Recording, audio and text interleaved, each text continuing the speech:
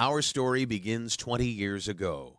Boris Yeltsin was sworn into office. Jay Leno replaced Johnny Carson on The Tonight Show. And cell phones were really, really big.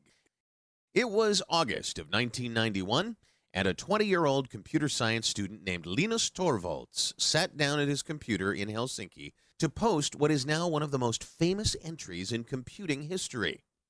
Hello, everybody out there. I'm doing a free operating system, just a hobby, won't be anything big and professional like GNU.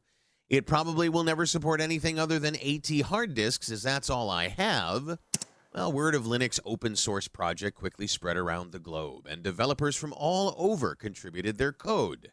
Linus named his OS kernel Linux and chose a penguin as its mascot, after a little incident at the zoo. He soon made a very important decision that would shape Linux's future just as much as the technology. He chose the GPL license created by a visionary named Richard Stallman. The Linux kernel, along with the GPL license and other GNU components, revolutionized the computing industry with a few very simple yet very important freedoms. The freedom to use the software for any purpose.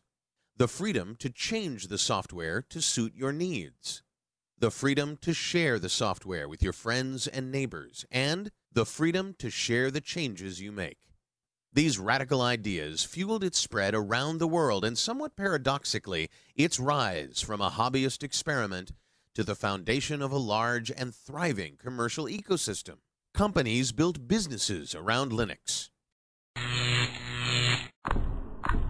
In 1999, Red Hat's stock tripled as it became the first Linux company to go public. That same year, IBM spent $1 billion to improve and advertise Linux. Does he have a name? His name is Linux.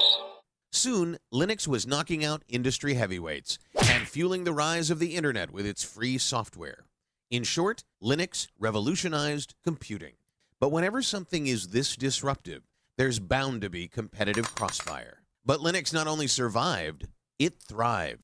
Today, the kernel development community numbers in the thousands, with hundreds of companies collaborating on Linux development. Every 3 months, another version of Linux is released. So, where is Linux today? Running in 75% of stock exchanges worldwide, and powering the servers that deliver Amazon, Facebook, Twitter, eBay, and Google. You use Linux literally every time you surf the internet. It's in your phone, in your TV, running 95% of supercomputers, and in many of the devices you use every day. Linux is everywhere. And the Helsinki-based programmer who started it all? He orchestrates this worldwide army of developers from his home office in Portland, Oregon, as a fellow at the Linux Foundation. As we celebrate 20 years of Linux, we can all see ourselves in its story. Thank you for being a part of its first 20 years.